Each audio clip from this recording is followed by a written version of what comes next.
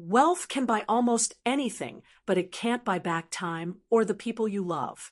I learned that the hard way at 71, on the day my world shattered and then, unexpectedly, began to reassemble itself in a way I could never have imagined. My life, once defined by loss and quiet loneliness, was about to be filled with the kind of chaos, challenge, and love that I never knew I was missing. My name is Marlene Patterson, and until that Tuesday morning in March, I thought I understood grief. I had buried my husband, Gerald, 8 years prior, and had navigated the subsequent silence of my large, empty house with a quiet resilience. But the loss of a spouse is a farewell to a shared past. The loss of a child is a violent theft of the future. The phone rang while I was in the kitchen, the very heart of my home, a room saturated with memories of making my son, Michael, his breakfast every morning until he left for college. It was the same space where we had shared countless conversations about his dreams, his demanding medical practice, and his plans for a future that would now never come to pass. A knot of dread tightened in my chest even before I lifted the receiver. The voice on the other end was professional but kind, a state police officer named Williams. "Mrs. Patterson," he began, "I'm calling about your son, Michael Patterson." The world tilted on its axis and stopped spinning. The words that followed became a clinical, horrifying blur. Collision, unresponsive, "I'm sorry for your loss." The officer's voice was gentle but distant, the practiced tone of someone who had delivered this kind of devastating news 100 times before. My Michael, my brilliant, dedicated son, was gone at 43. He was a respected doctor who called me every Sunday without fail, who still sent me flowers on Mother's Day with notes written in his careful, familiar handwriting. Gone in an instant because someone else had been in a hurry and ran a red light. After I hung up the phone, I stared down at my hands. They looked ancient, the skin thin and fragile, as if they had aged decades in a matter of moments. The silence that filled my house was no longer peaceful. It was a hollow, suffocating void that echoed the new emptiness in my chest. People often remarked on how lucky I was to be so financially secure. Gerald had been a shrewd investor, and I had been diligent with our savings after he passed. We had millions in the bank, a beautiful home, everything we had ever worked for. But what good was any of it when the only person you wanted to share it with, the only person who gave it all meaning, was gone?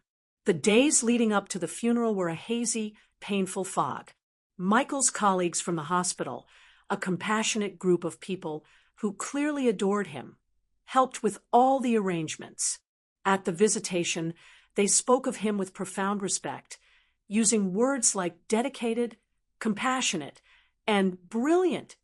Dr. Rodriguez, one of his closest friends, told me he was always helping someone, Marlene, always staying late, always going above and beyond. We used to joke that the hospital was his second home. I nodded and offered a weak smile, grateful for their kindness, but pierced by a sharp pang of guilt. Had Michael worked so tirelessly because he was lonely? Had I, his mother, somehow failed him? We spoke on the phone every single week, but as I stood there accepting condolences, I tortured myself with questions. Should I have visited him more often? Should I have pestered him to take vacations, to find a partner, to build a life for himself outside of the hospital walls? The what-ifs were a relentless chorus in my mind, each one a fresh wave of regret. The funeral was held at St. Mary's, the same church where Michael had been baptized as an infant. The pews were filled to capacity with people whose lives he had touched in some way, colleagues, patients, old neighbors, and friends. I sat in the front row, wearing the same black dress I had bought for Gerald's funeral, a garment I had prayed I would never have to wear again. Father Martinez delivered a beautiful eulogy, speaking of Michael's unwavering dedication to healing others, of how he embodied the very best qualities of both medicine and faith. I tried to anchor myself to his words, to the familiar hymns, to anything that might offer a sliver of comfort, but my thoughts kept drifting to the crushing silence that awaited me when I returned home. After the service, the procession made its slow, somber way to Greenwood Cemetery. The April air was crisp, carrying the scent of damp earth and the first hints of spring, a season of renewal that my son would never see again. I walked slowly behind the casket, my arm linked with my neighbor, Mrs. Chun, who had graciously insisted on staying by my side throughout the ordeal. At the graveside, as Father Martinez said the final prayers, I watched them lower Michael's casket into the ground. I felt something inside me splinter, a deep, structural break that I knew would never fully heal. This was a profound violation of the natural order of things. Parents are not supposed to bury their children. As the service concluded and the crowd began to thin, people came up to me one by one to offer their final words of sympathy. I shook hands, accepted hugs, and murmured my thanks, my mind numb with grief. Most of the attendees had already started walking back to their cars when my eyes caught a flicker of movement near a large oak tree at the edge of the cemetery. 3 small figures stood huddled together, their presence a stark contrast to the somber adults. They were 3 identical little girls, no older than 10 or 11, all wearing simple black dresses that looked too formal and somber for children. They stood close, holding hands, their small faces etched with a seriousness that seemed far beyond their years. What struck me most was the way they were looking at Michael's grave, not with the idle curiosity of children, but with an expression of genuine, palpable grief. I watched, momentarily frozen, as they approached the fresh mound of earth. They moved with a slow, almost reverent caution. Each girl carried a single white daisy, which they placed carefully on the soil, one by one. The similarity between them was breathtaking. They were unmistakably identical triplets, sharing the same dark, glossy hair, the same delicate features, and the same large, solemn brown eyes. They stood there in silence for a long moment, a trinity of sorrow. Then, I heard one of them speak, her voice so soft it was nearly carried away by the breeze. "By Daddy." The 2 words struck me with the force of a physical blow. I must have gasped or made some involuntary sound, because all 3 girls whipped their heads around to look at me. Their eyes widened, first in surprise, then in something that looked unervingly like fear. Without another word, they turned and fled toward the parking lot, their small hands still clasped tightly together. I stood rooted to the spot, watching them disappear between the rows of cars. Had I imagined it? Had grief finally fractured my mind? Had one of those children really called my son, my unmarried, childless son, Daddy? It was impossible. Michael didn't have any children. He would have told me, wouldn't he? Mrs. Chen's gentle touch on my arm brought me back to the present.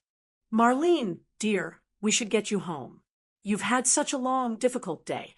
I nodded dumbly, my gaze still fixed on the spot where the girls had vanished. "Did you see those children?" I asked her, my voice strained. "What children, honey?" "The 3 little girls. They were right over there, just a moment ago." Mrs. Chin scanned the now empty cemetery, her face clouded with concern. "I don't see anyone, dear. It's just us now." Perhaps she was right. Perhaps the sorrow was conjuring phantoms. And yet, as we walked back to the car, I couldn't shake the image of those 3 identical faces, or the echo of that small, heartbroken voice saying goodbye. That night, sleep offered no refuge. Every time I closed my eyes, I saw 3 small, serious faces and heard that whispered farewell. By Daddy, by dawn, I had almost convinced myself that I was losing my grip on reality. Grief could do that, couldn't it? It could make you see and hear things that weren't there. But a sliver of doubt, a powerful seed of curiosity, refused to be silenced. I had to know. I began visiting the cemetery every morning after breakfast. I told myself I was going to talk to Michael, to bring him fresh flowers. But I knew the truth. I was looking for them. For a week, I saw only groundskeepers and a few other mourners. The hope that had flickered within me began to dim. And I started to believe that Mrs. Chun was right, that the encounter had been a hallucination born of sorrow. Then, on the following Wednesday morning, I saw them again. I was kneeling beside Michael's grave, arranging a bouquet of yellow tulips, his favorite color. As I stood up, brushing the dirt from my knees, I saw them near the same oak tree. 3 small figures in navy blue and white school uniforms, their dark hair pulled back in matching ponytails. They were walking slowly toward the grave, just as before, each carrying a single flower. This time, I remained perfectly still, afraid that any sudden movement would scare them away again. They placed their flowers, red carnations this time, on the grave and stood quietly for a moment. Then, the girl in the middle spoke, her voice a clear, soft whisper. "We miss you, Daddy. Aunt Margaret says you're in heaven now." My heart hammered against my ribs. It wasn't my imagination. I must have made a small sound, because they all looked up and saw me. For a long moment, we just stared at each other across my son's final resting place. The girl who had spoken, her posture radiating a quiet confidence that marked her as the leader, took a tentative step forward. Are you Daddy's mommy?" she asked, her voice hesitant. I couldn't form words. I simply nodded, my throat tight with a storm of emotions. The 3 girls exchanged a quick, silent glance. The leader spoke again. "I'm Faith," she said, her tone polite but cautious. "These are my sisters, Hope and Joy. We were Daddy's daughters." Hope and Joy. The names were a revelation. I looked closer, searching for Michael in their features. Now that I knew what to look for, the resemblance was undeniable. The shape of their eyes, the slight tilt of their heads when they were thinking. It was all Michael. "How old are you?" I managed to ask, my voice hoarse. 10, Faith answered for all of them. "We'll be 11 in September." 10 years old. Michael would have been 33 when they were born. I frantically searched my memory for any sign, any hint from that time in his life, but came up empty. Where do you live?" I asked gently. The girls exchanged another look, this one laced with worry. "With Aunt Margaret," Faith said. "She takes care of us now." "And where is Aunt Margaret today?" "She's at work. She cleans offices downtown. We're supposed to be at school, but—" Hope's voice trailed off. "But we wanted to visit Daddy," Joy finished quietly. It was the first time I'd heard her speak. Her voice was softer than her sister's, almost musical.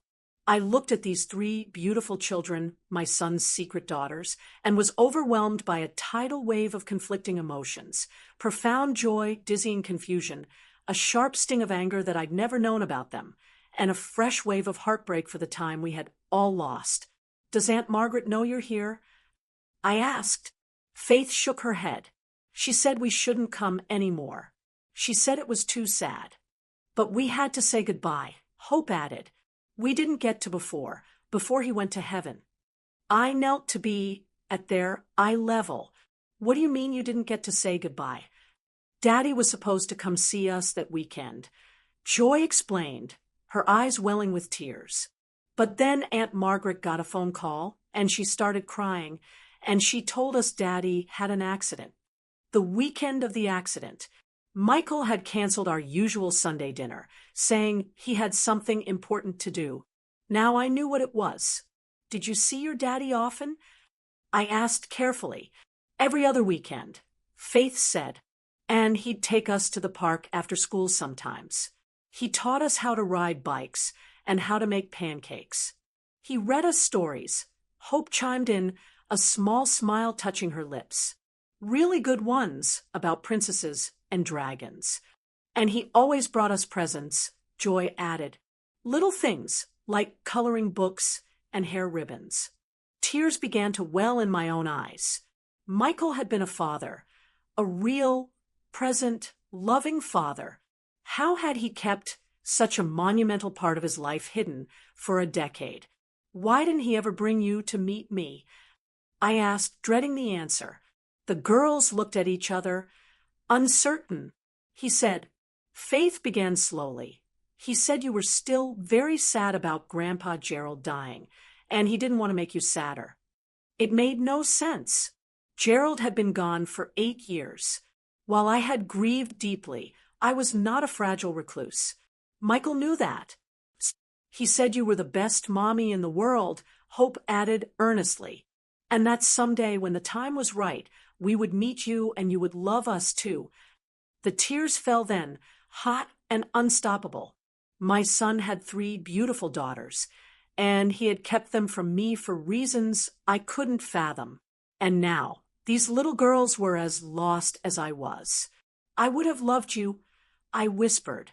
I would have loved you so much. Faith took a step closer and, to my surprise, awkwardly patted my hand. It's okay, she said with her signature seriousness. Daddy said sometimes grown-ups have to make hard choices to protect the people they love. Before I could ask what she meant, a woman's sharp voice cut across the cemetery. Faith, Hope, Joy, what are you doing here? A woman in her 50s, her face a mask of panic and anger, was hurrying toward us. She was thin, with graying hair pulled into a practical bun, and her sturdy clothes spoke of a life of hard work. The girls instantly clustered together, a defensive posture that shattered my heart. I'm sorry, Aunt Margaret, Faith said quickly. We just wanted to visit Daddy one more time. The woman, Margaret, reached us and immediately began checking the girls over. You can't just leave school like that, she scolded. What if something happened? Then she noticed me. Her expression hardened, becoming wary and fearful. Who are you? She asked bluntly. I stood up slowly, wiping my eyes. I'm Marlene Patterson, Michael's mother. The color drained from Margaret's face. Come on, girls, she said abruptly, grabbing Faith's hand. We need to get back to school. Wait, I said, stepping forward. Please. I just found out about them. I need to understand. No, Margaret said firmly, her voice sharp with a fierce protectiveness. I'm sorry for your loss, Mrs. Patterson, but these children have been through enough. I'm their grandmother, I insisted, my voice gaining strength. Surely I have a right. You have no rights here. She cut in. Michael made his choices for a reason. Don't make this harder than it already is. She pulled the girls away, but Faith looked back at me, her young face a portrait of confusion and sadness. Will we see you again? She called out. Before I could answer, Margaret had ushered them into an old, faded blue sedan and driven away, leaving me alone by my son's grave with a universe of new questions and a heart that was somehow both broken and starting to fill. The diner was a small, unassuming place called O'Malley's with worn vinyl booths and the lingering scent of coffee and fried onions. 20 minutes after our tense encounter in the cemetery, I found myself sitting across from Margaret, while Faith, Hope, and Joy huddled together on one side of the booth, sharing a large plate of French fries and 3 chocolate milkshakes. After my fruitless search for their blue sedan, I had decided to simply wait at the cemetery again, a desperate move that had paid off. Margaret had been tense and ready to flee, but something, perhaps the exhaustion in her eyes, or Faith's quiet plea that Daddy always said she was nice, had convinced her to talk. How long have you been taking care of them? I asked, my voice low. Margaret stirred her coffee, without looking at me. Since their mother died. Almost 4 years now. 4 years. Their mother had died when they were only 6 years old. The thought was staggering. Sarah was my sister, Margaret explained, her voice flat. She had some problems. Health problems. Michael helped as much as he could, but when she passed, there was nobody else. I glanced at the girls, who were now giggling over a shared joke. They seemed happy, but there was a watchfulness about them, an air of children who had learned too early not to take up too much space. What kind of health problems? I asked. Margaret's guard went up again. Look, Mrs. Patterson, I understand you want to know things, but some matters are private. I'm their grandmother. I countered, keeping my voice steady. If there are health issues I should be aware of. You're not their grandmother, Margaret interrupted, her voice sharp. Not legally. Michael and Sarah were never married. He loved those girls, yes, and he helped support them. But you have no legal claim to them. The words stung, but I saw the fear behind them. She wasn't just being difficult. She was terrified of losing them. I'm not trying to take them from you, Margaret, I said softly. I can see how much you love them, but I'm 71 years old. Michael was my only child. These girls are the only family I have left. I saw something shift in her expression, a flicker of empathy. Perhaps she recognized the profound loneliness in my voice, or perhaps the weight of her own solitary struggle was simply becoming too much to bear. Sarah had a genetic condition, she said finally, her voice barely a whisper. It affects the muscles, makes them weak over time. It's rare, and it's hereditary. My stomach plunged. I looked at the three girls again, really looking this time. They seemed healthy, but what did I know? Do they have it? I asked, my voice trembling. Margaret's eyes filled with tears that she refused to let fall. Two of them do. Hope and joy. Faith seems to be in the clear, but we won't know for certain for a few more years. I felt the air leave my lungs. My granddaughters. Two of them were sick. How bad is it? I whispered. It's manageable, she said, though her tone suggested it was anything but. With the right care, physical therapy, medications, constant monitoring. But it's expensive, really expensive. Michael had been covering the medical costs. She didn't have to say the rest. Now that he was gone, she was shouldering the financial burden alone. I watched Hope and Joy, seeing them with new, terrified eyes. Joy was leaning heavily against the back of the booth, as if sitting upright was an effort. Is that why? I asked, the pieces clicking into place. Is that why Michael kept them a secret? Because of their condition? Margaret nodded, slowly. He said you'd already been through so much losing Gerald. He didn't want you to have to worry about sick grandchildren on top of everything else. He thought it would be too much for you. A flash of anger, hot and sharp, coursed through me. Anger at my son, even in his death. Too much for me? Did he think I was so fragile that I couldn't love children who needed extra care? But then I looked at Margaret's exhausted face and the crushing weight of responsibility she carried, and my anger softened into a sad, painful understanding. Michael hadn't been protecting me from sadness. He'd been trying to protect me from this specific, relentless kind of heartbreak. What kind of care do they need? I asked, my tone shifting from questioning to practical. Margaret looked surprised by the question. Physical therapy twice a week. Regular check-ins with a team of specialists. Medications to try and slow the progression. It's not just the money, though that's a huge part of it. It's the time, the scheduling, making sure they don't overdo it but still stay active enough. And you've been doing all of this alone? I work nights, she said quietly, cleaning office buildings. The hours give me the flexibility to take them to their appointments during the day.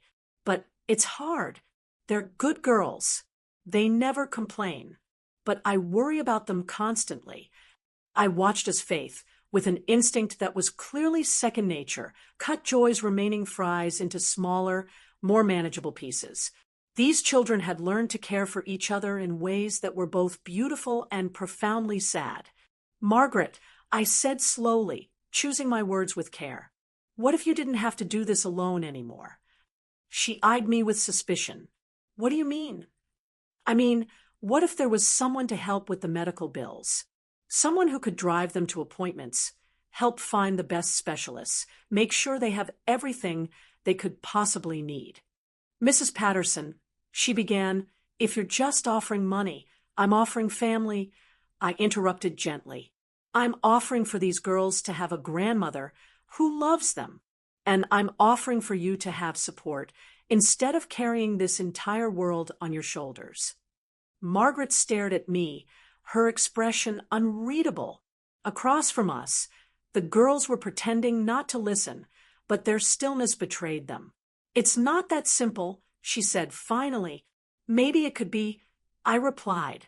Just then, Faith slid out of the booth and came to stand beside me. She looked up at me with those serious eyes, so like her father's. Are you really our grandmom? She asked. My throat tightened. Yes, sweetheart, I really am. And you want to know us? Even though Hope and Joy are sick. The question, so direct and devoid of self-pity, stole my breath. This 10-year-old child was asking the very question that had haunted my son for a decade. Especially because they're sick, I said, reaching out to touch her small hand. That's what families do. We take care of each other. Faith studied my face for a long moment, then gave a single, decisive nod. I think Daddy would like that, she said. From across the table, I heard Margaret let out a long, shaky breath. When I met her gaze, I saw tears shimmering in her eyes. This is all happening so fast, she murmured. It doesn't have to, I assured her. We can take our time, step by step. But please, Margaret, don't shut me out again. These girls are all I have left. She was quiet for a long time, turning her coffee cup over and over in her hands. Finally, she looked at me, her face a mixture of hope and fear. They'll need to get to know you, and you need to understand what you're really getting into. This isn't just about spoiling grandchildren. It's about insurance battles and physical therapy, and watching children you love struggle with something that will affect them for the rest of their lives. I understand, I said, though I knew I couldn't, not really. And if you change your mind, she added, her voice firm, if it becomes too much, you can't just disappear. These girls have lost enough people already. I looked at Faith, still standing beside me, and at Hope and Joy, who were watching us with an unnerving attentiveness. I won't walk away, I said, my voice filled with a conviction that surprised even me. These are my granddaughters. Nothing changes that. Margaret nodded slowly, as if making a decision that terrified her. Okay, she said, we can try, but we do this my way, at my pace. The girls' needs come first. Always. Always, I agreed. For the first time since the phone call that had shattered my world, a fragile tendril of hope began to unfurl in my chest. I had granddaughters, 3 beautiful, brave little girls, and maybe, just maybe, they needed me as much as I so desperately needed them. Our first official visit was scheduled for the following Saturday, at their house. Margaret had insisted on it being on their territory, a condition I understood and respected completely. I was a bundle of nerves as I drove through their modest, working-class neighborhood, my expensive car feeling ostentatious and out of place. I found the house, a small but well-tended bungalow with a cheerful front garden, and Margaret opened the door before I could knock. The house was small and filled with second-hand furniture, but it was immaculately clean and radiated a palpable sense of warmth and love. Children's artwork was taped all over the refrigerator, and 3 school backpacks were lined up neatly by the door. Hi, Grandma Marlene, Faith said, using the title we had agreed upon during a phone call. The word sent a jolt of pure joy through me. We made cookies, Joy announced, holding out a plate of slightly lopsided but delicious-looking chocolate chip cookies. We settled on the couch, and Hope presented me with a book she had made from construction paper and yarn. It's about our family, she explained. I opened it to find a world rendered in crayon and marker. There was Daddy, tall and smiling. There were the 3 of them, holding hands. There was Mommy, a woman with long, dark hair who appeared in the early pages but then vanished. And there was Aunt Margaret, always drawn with her arms outstretched. As we turned the pages, they filled in the stories behind the pictures, learning to ride bikes with their dad, birthday parties, trips to the park. It was a visual history of a life I'd had no idea Michael was living. Daddy said you lived far away, Joy mentioned. I didn't live far away. I said gently, I just didn't know about you, but I wish I had. Hope, who seemed to tire more easily than her sisters, leaned against my arm as we looked through photo albums Margaret brought out. I saw my son's face, truly happy, in a way I realized I hadn't seen in years. There was a lightness, a complete, unguarded joy in these pictures as he wrestled with the girls on the lawn or helped them with a puzzle at the kitchen table. He wasn't just a doctor, he was a dad. As the afternoon wore on, I saw the subtle signs of Hope and Joy's condition. They moved with a little less coordination, tired more quickly. But what struck me most was how seamlessly Faith compensated, fetching a pillow for Hope's back or helping Joy with a tricky crayon, all without comment or fanfare. They were a team. Later, Joy, her energy spent, curled up in my lap and fell asleep. The simple act of trust of this small child seeking comfort from me felt monumental. As I held her, stroking her fine, soft hair, so much like Michael's, I began telling them stories about their father's childhood. I told them about his bug-collecting phase, his disastrous attempt to give our cat a bath, and his unwavering determination to become a doctor after a neighbor had a heart attack. The girls listened, captivated. It was during this quiet moment that Margaret retrieved a tablet and, at the girls' insistence, played a video for me. Michael's face filled the screen, smiling warmly. "Hi, my beautiful girls," his recorded voice said. For the next 10 minutes, I watched my son tell an elaborate fairy tale, using silly voices and making funny faces. At the end, his expression grew serious. "Remember," he said, looking straight into the camera, "you three are the most important things in my whole world. I love you more than all the stars in the sky. Be good for Aunt Margaret and take care of each other." The video ended, and I sat there, tears streaming down my face, not caring who saw. He had been a good daddy. When it was time for me to leave, all three girls hugged me goodbye. Faith pressed a small, folded piece of paper into my hand. "It's my phone number," she whispered, "in case you want to call us." As I drove away, my heart felt fuller than it had in years. This wasn't awkward or forced. It felt like family. The doctor's office was cold and sterile, a stark contrast to the warmth that had begun to grow between us over the past few weeks. I had settled into a new routine, accompanying Margaret and the girls to appointments, helping with homework, and slowly, carefully finding my place in their lives. I thought I was beginning to understand the reality of Hope and Joy's condition, but I was unprepared for the news Dr. Chin delivered during what was supposed to be a routine checkup. "The latest genetic tests have given us some new information," she began, her voice carefully neutral as she addressed Margaret and me. The girls were coloring quietly in the corner, with Faith positioned protectively between her sisters. "The progression appears to be more aggressive than we initially thought.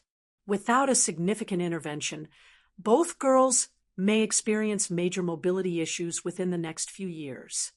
The room fell silent, the only sound the scratching of crayons on paper. "What kind of intervention?" I asked, my voice tight. "There's an experimental treatment program at Johns Hopkins," Dr. Chin explained. "It's showing very promising results for children with this specific genetic variant. But it's intensive. The girls would need to relocate to Baltimore for several months, possibly longer." "Months?" Margaret's voice was a shocked whisper. "I can't. We don't have the resources." "What happens if they don't get the treatment?" I pressed, fearing the answer. Dr. Chun hesitated. "They will likely need wheelchairs within 5 years. Their life expectancy, it would be significantly shortened." A small, broken sound escaped Margaret's lips. I reached out and took her trembling hand. But with the treatment, it's not a cure, Dr. Chin cautioned, but it could give them decades of additional mobility and independence. Faith had stopped coloring. Are you talking about Hope and Joy getting sicker? She asked, her voice quiet but clear. Hope looked up, her eyes wide with sudden fear. Dr. Chin glanced at Margaret, who gave a reluctant nod. We had agreed to be honest with the girls. Before anyone could formulate a gentle answer, I spoke, my voice ringing with a certainty that came from deep within. Not if I have anything to say about it. Everyone turned to stare at me. Marlene, Margaret said quietly, you don't understand what you're offering. Then come with us, I said simply. All of us. We'll rent a place near the hospital. I'll hire tutors, home care nurses, whatever we need. We will do this. What's best for us is being together. Faith said, her voice firm as she came to stand by Margaret's chair. Hope and Joy followed suit, forming a small, united front. I knelt down to face them. If we do this, I said, looking at each of them, it's going to be hard. There will be bad days. But we will face it together, as a family. We'll all stay together? Faith asked. Every single day. I promised. Later that evening, long after the girls were asleep, Margaret and I sat at her kitchen table. There's something else, she said quietly. Something you need to know about why Michael kept them a secret. She took a deep breath. Sarah, my sister, she didn't just die from her condition. She took her own life. The words landed like stones in the quiet room. She couldn't handle watching the girls start to show symptoms. She was terrified of the future, terrified of what she'd passed on to them. Michael found her. He was devastated. He blamed himself. In that moment, the last piece of the puzzle clicked into place. All of Michael's secrecy, his fear, it wasn't about me being fragile. It was born from his own trauma, his own profound grief, and his desperate, misguided attempt to shield everyone he loved from more pain. He was wrong, I said softly. Not about Sarah's pain, but about me. I would have helped. I would have been there for all of them.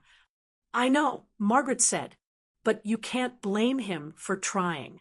That's what love looks like sometimes, making impossible choices to protect the people you care about. I looked at this woman who had carried so much for so long, and my resolve hardened into steel. I want to do this, Margaret, not out of guilt, but because these girls deserve every single chance we can give them. She looked at me, a long, searching look. It will change your life completely, she warned. My life changed the moment I saw them at Michael's grave. I replied, everything since has just been me catching up. A small, watery smile touched her lips. Okay, Marlene, she said, let's do it. Let's give those girls the best shot we can.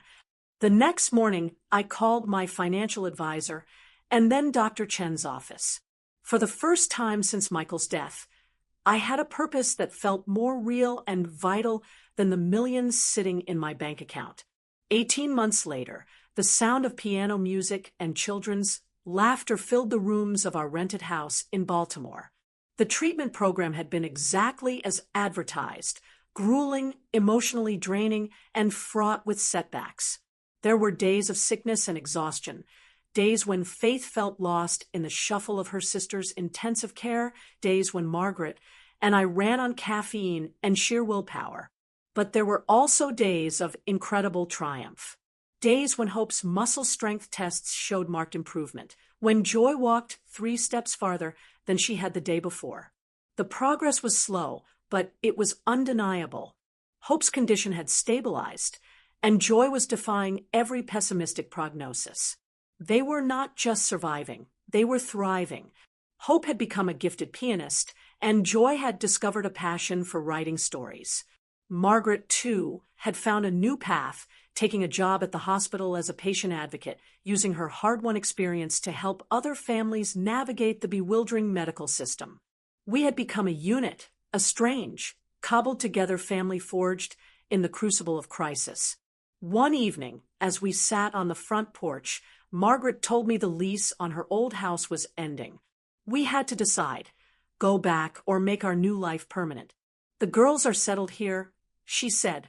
They have friends, routines. Hope's piano teacher thinks she's talented enough for the conservatory program. Joy loves her writing class. And Faith wants to try out for the school's debate team. What about you? I asked. What do you want? Tears filled her eyes. I want to not be afraid anymore, she whispered. For the first time since Sarah died, I feel like I'm not carrying this all by myself. You're not alone, I said, taking her hand. You haven't been for a long time. I'm not going anywhere. You're my family now. The next morning, I officially put the decision to the girls. Don't you miss your old house, your friends? Hope asked with her characteristic thoughtfulness. You know what I miss? I told them. I miss your daddy, but I don't miss being alone. Now I have people who need me and people I need. So we make each other less lonely, Faith concluded with satisfaction. Then we should definitely stay together. Joy declared. Family should stay together. 6 months later, we moved into a large colonial house just a few blocks from the hospital, a permanent home for our permanent family. The walls were soon covered with the girls' artwork, school awards, and photos of our Baltimore adventures. Margaret enrolled in night classes to become a certified patient advocate. My favorite addition was a small, framed photo on my nightstand that Margaret had found. It was of Michael reading to the girls when they were small, all of them piled around him, his face alight with pure, unadulterated joy. I finally understood that he hadn't been trying to exclude me. He'd been trying to protect everyone he loved from a pain he found unbearable. He was wrong about what I could handle, but he was right about how much there was to love. One evening, as we all sat around the dinner table, engaged in a heated but good-natured argument about whether pineapple belongs on pizza, I felt a wave of profound contentment wash over me. I had entered their lives as a grieving mother with nothing but money and time. They had transformed me into a grandmother with a purpose, a woman with a future. They had given me chaos, laughter, and a reason to wake up every morning. Michael had been wrong to keep his secret, but in the end, love had found a way.